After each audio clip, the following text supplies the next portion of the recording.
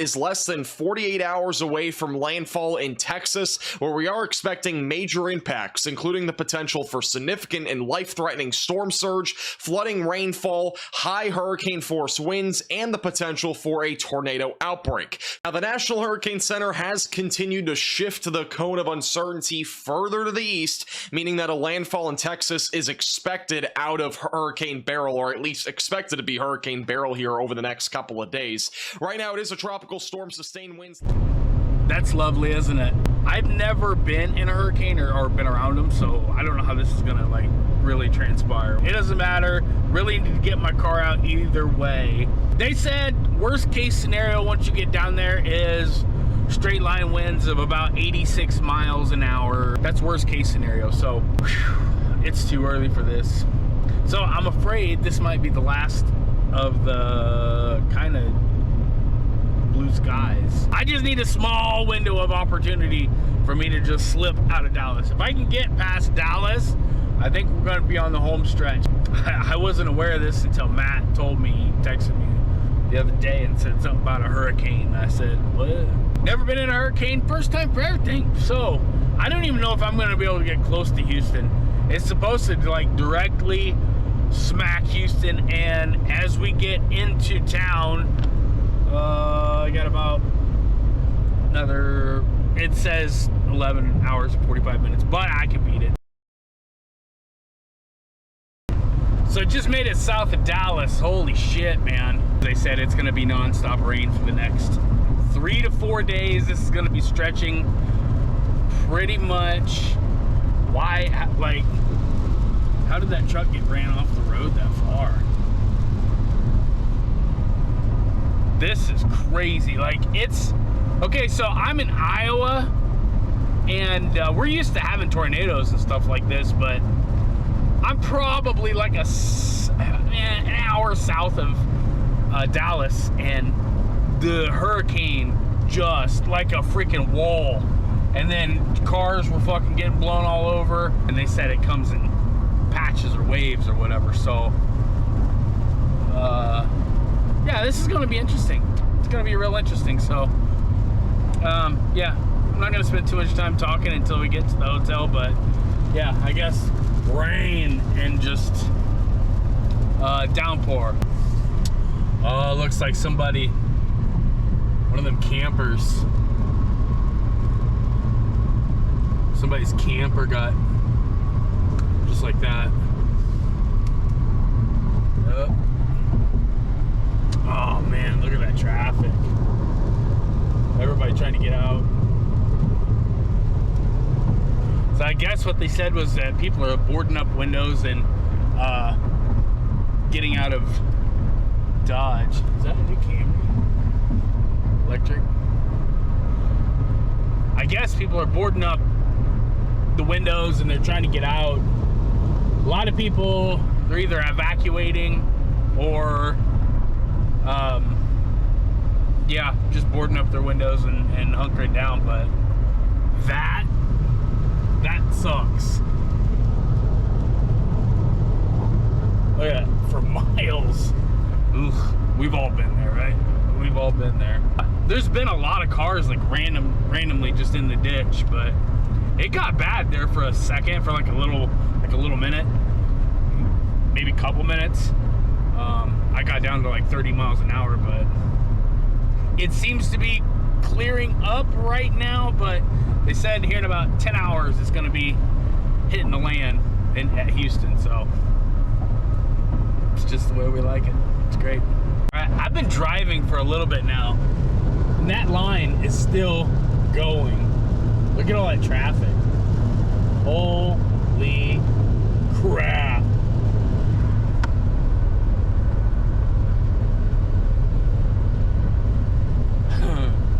Should I be turning around? It's kind of,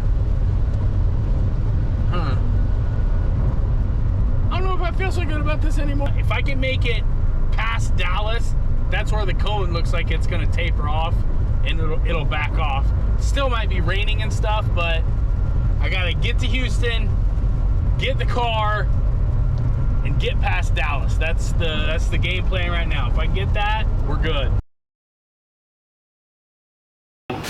So, yeah. So they're calling for 80 to 90 mile an hour winds. It's going to be here in a couple hours. That was a big power flash right in front of Brett. Oh, man. Storm surge is rising very rapidly here, Ryan. It looks like those outer bands are starting to reach the south side of Houston, so I think I'm going to hang out in downtown Houston for a little bit just to see what the effects Beryl is having on the downtown area, and then I'll probably drop south a little bit further and join some of those other spacers a little closer to the coast. And Caleb drove from Iowa this morning, and he's arriving now. Increasing wind and rain to witness here as this thing dances Fucking great. to the shore. This thing has really taken its time getting here. I went over and I talked to Matt, saw the car. Everything's wrapped up pretty much. Actually, it is. So we're waiting for a startup file now, which is awesome because the car hasn't even been started since I left. So we're gonna, hopefully we'll get a startup file. We were talking about going to the dyno. I don't know, this is crazy. When I wake up in the morning, that's gonna pretty much determine everything. It's gonna determine whether the shops are open, whether we can get around town, whether there's gonna be power outages. I don't know, this is gonna be nasty, but we're gonna do our best to not let it get in the way. Just keep everything crossed.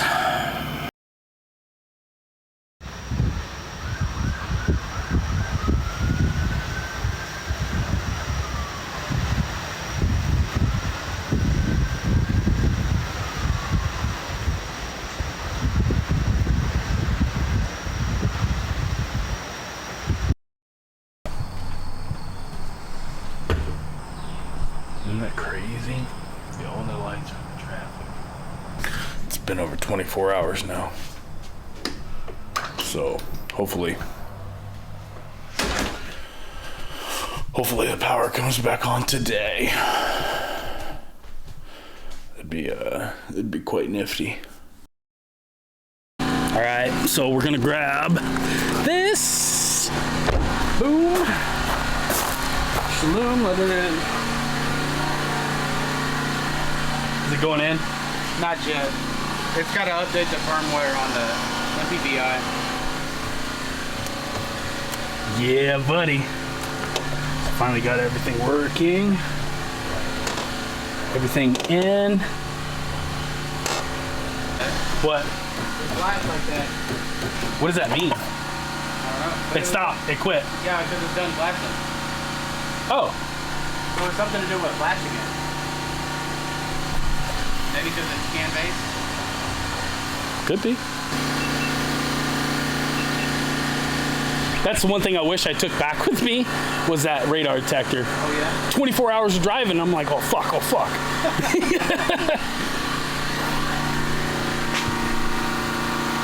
Oh my God, I am so fucking pumped. You don't even know, man. Like I was telling him, this is my first cam anything.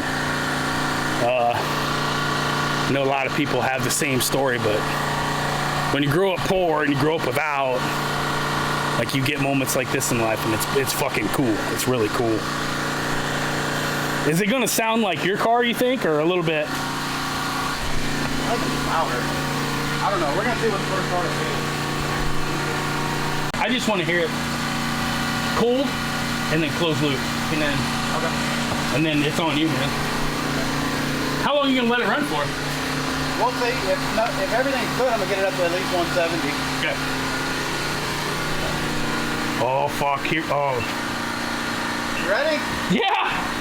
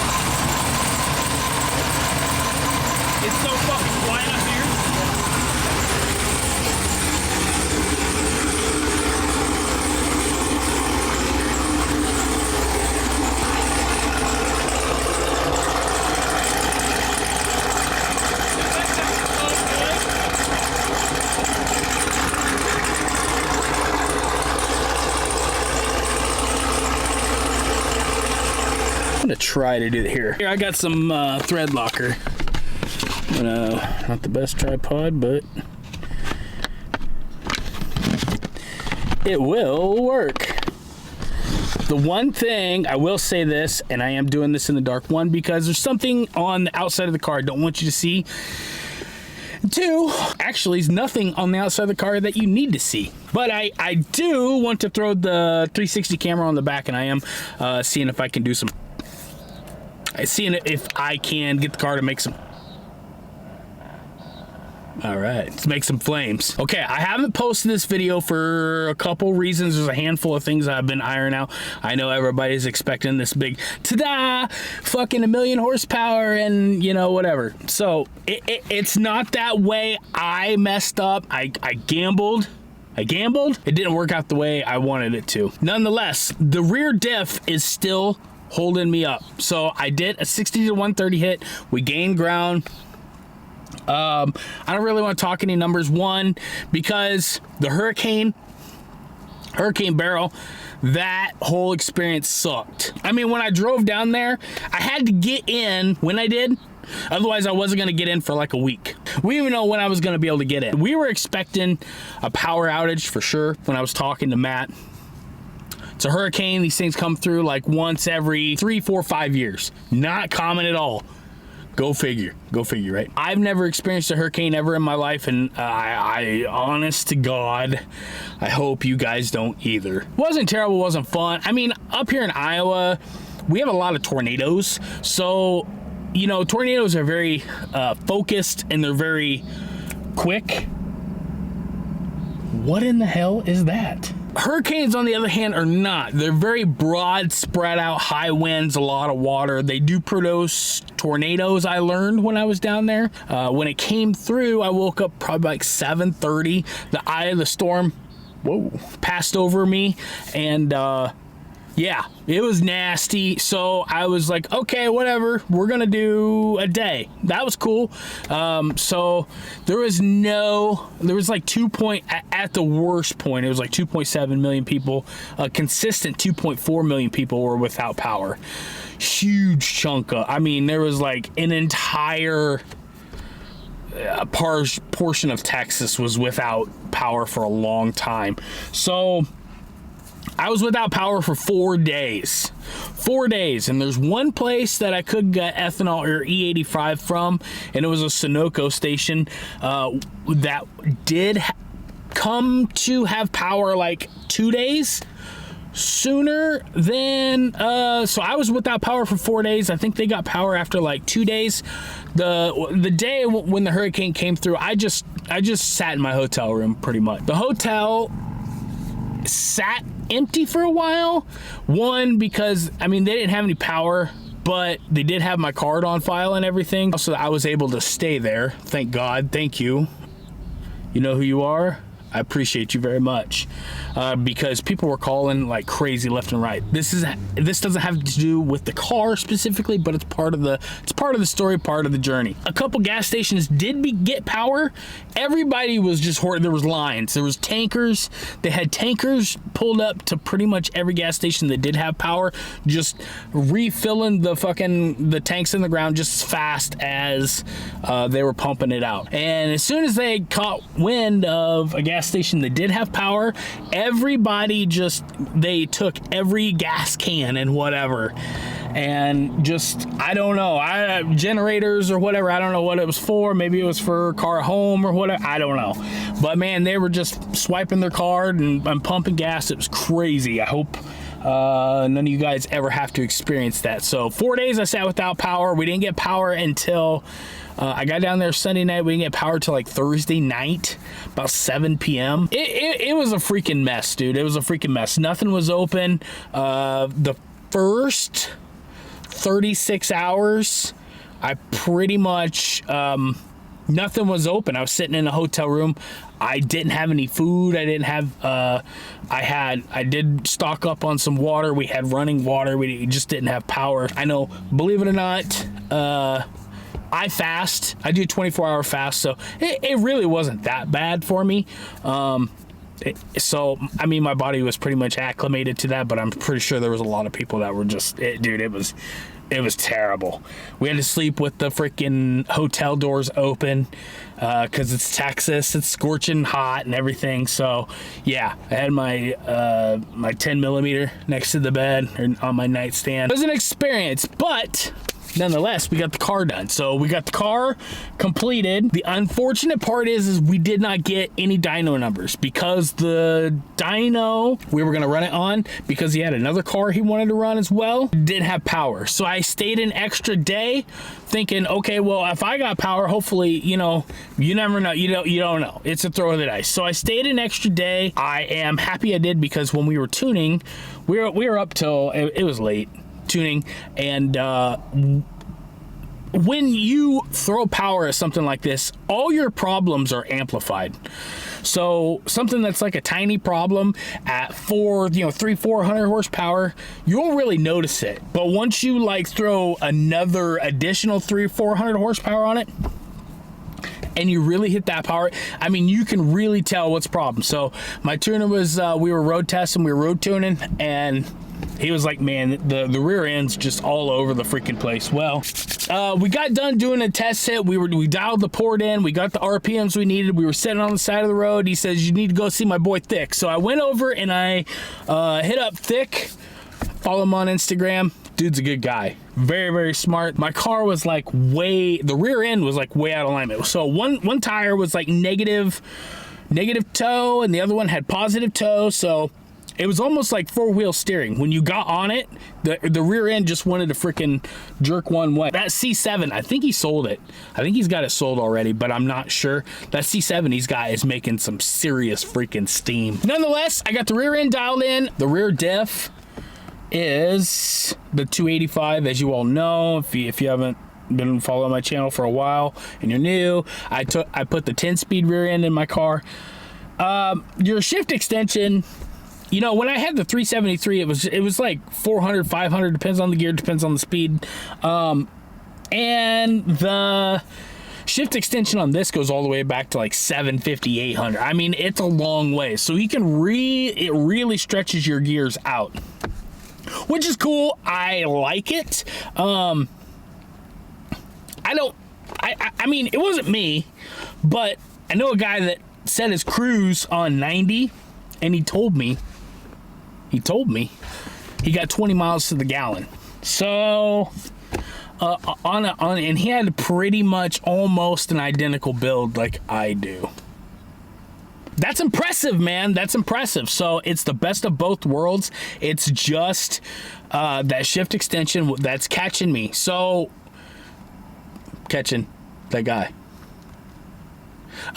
So anyways, when you're hitting the power and you run the RPM out, trust me, I tried like hell. The RPM limiter, I banged off the limiter a couple times, literally shut off at 129.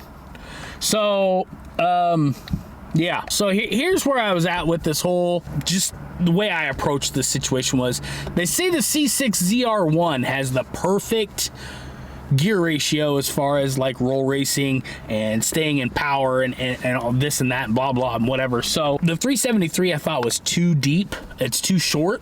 But you know, at the end of the day, man, I'm gonna be so pissed if this thing is not recording the audio. $3,000 camera and it can't even record. Anyways, my thought was I wanted to take the transmission out and I wanted to re-gear select. So I got a hold of Tremec. Tremec referred me to a parts dealer. A parts dealer referred me to a drivetrain expertise shop. Really well known. Turns out they're in Dallas. So, I mean, they do hundreds, thousands of transmissions all the time. So when I called them up, knew exactly what I was talking about. Yeah. So gear for gear, this transmission that's in the ZL1, not the 1LE, the ZL1 is set up like the C6 ZR1. The rear end, you get two options with the ELSD, 285 or 373. C6 ZR1's got a 342 in the rear end, and here's where I'm at with it. The shift extension is taking me for when I go in and out of power. So I'm approaching the power band, I'm in the power band, and then I'm out. You know, so by the time I shift and it, you know, snaps back, it's hurting me the amount of time it takes to get back into the power band. So the 373, I need a shorter, choppier gear. I'm kind of screwed here because the way these Tremix are set up is first gear through fourth gear is in a little basket. It's in a case. You can't change that. The only thing that you can swap out, there's 2 different baskets, and I think the SS has a different set, and I knew it because when I first got this car, and I don't know if you guys remember, I said it feels like the gears are taller. It's crazy good. I mean, I want to say it's identical, but after driving this car for a couple weeks, it feels like the gearing is different in this car. So within the first 100 miles, I could tell something was different. I didn't know what, but something was different. So there it is. The gears are just a tiny bit shorter in the SS for torque.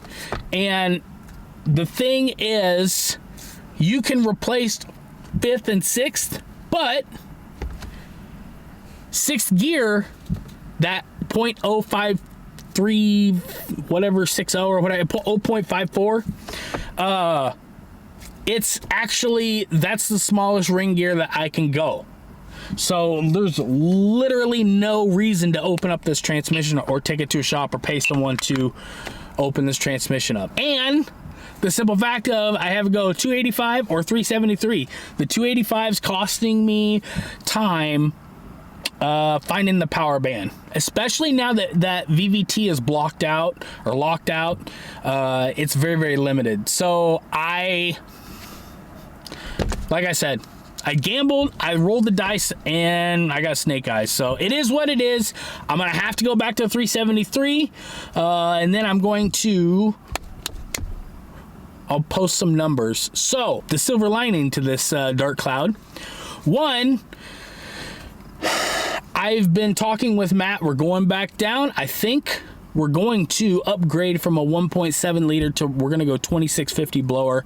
I'm thinking I want to do ported. I'm going to go to Joker's ported 2650, as well as I think I'm going to do a shot of dry nitrous. So we're going to be going back down. I want to do, I'm going to put my meth tank in the trunk. I want to relocate that. Was that fucking Bigfoot or something? Man, we're going to put the meth in the trunk because I just learned that meth boils at 140 degrees. So your under hood temps are way over 140 degrees. So I want to get the meth in the back. It's gonna go from 0.8 of a gallon all the way up to 2 or 2.5 gallon capacity. So that'll be a lot more beneficial to get everything out of there. I'll have use of my windshield wipers again and everything. So that's gonna be where we're at. 2650 nitrous, and I'm going to be moving some things around. We might do a 10-inch lower pulley to really spin that 2650, and I want to do a 120 millimeter throttle body. So as of right now, that's the plan. That's the plan. I've learned a lot of things here, and the Deechworks X2 system, we did not go with that. So that's like $2,000 that I spent, or just like wasted. So very valuable lesson I'm going to tell you guys. Don't be buying parts and stocking them up and just letting them sit on the shelf, because I was very, very guilty of that, because nothing ever gets any cheaper. It only gets more expensive. So why not just stock up on it? And that was my approach. I just bought stuff and I was like, okay, we'll put it on. I'll make some content and it'll just sit there, and, you know, and I'll buy it whenever I had cash. So don't do that. Pay the extra money, pay the markup. It's well worth it, because all the markup in those parts It is for sure not $2,000, and I just wasted that. Had a bad plan on the low side, so it bit me in the ass. And the auxiliary pump almost bit me in the ass, but thank you, Matt. If you're seeing this, I appreciate you, dude, because he saved me on that one. That was almost two things that I threw away. So go to a pro, listen to the pro, and you're gonna have a lot more success. You're gonna be a lot happier. So the chop is pretty awesome. A lot of it, the cam is a small cam, the lift is big. It's where we're gonna get the performance gains out of. The cam is very efficient. It's the valve bounce is real low. This cam is outstanding from what I'm hearing. So it drives just like stock, kinda, except for first gear. Once I get the 373 back in, I think it's gonna clean it up really well. I'll do a demonstration of the chop. I'm gonna put the 360 cam on the back. Yeah, so that's where we're gonna leave it. I wanna give a big shout out to Matt over at, Matt Orsak over at Orsak Motorsports. Extremely clean build. There was a couple things that were out of sort that the guy took pictures of, sent me. He was fast. This guy knows exactly what he's doing. I'm not gonna put him on blast, and I'm not gonna freaking, tell you his background and everything, but I will say this: by the time I left Texas to the time I made it to, I think I was just south of Kansas City, Missouri, I got a text message, and it was boom. My car was like, the whole front end was blown off, and it was like minutes away from the cam coming out. So the power outage and everything, he was waiting on parts for other cars, and my car was the only thing sitting in his way. So I got extremely lucky, but I was super impressed. The guy was quick. Everything is buttoned in, super awesome. He called me, hey, we can, tuck this and that and everything. Super professional install. I love it. It's awesome. I'm super happy with it, and I do not want to sell this car ever. Let's get on the road. I want to see, one, if I can get some flames. Two, we're gonna do some POV. I might include this in this video, I might not, I don't know. You guys know what to do. Like the video, subscribe. I hope you guys are having an awesome day. Take care. Don't miss the next video, and we'll catch you on the next one. See you guys. Okay.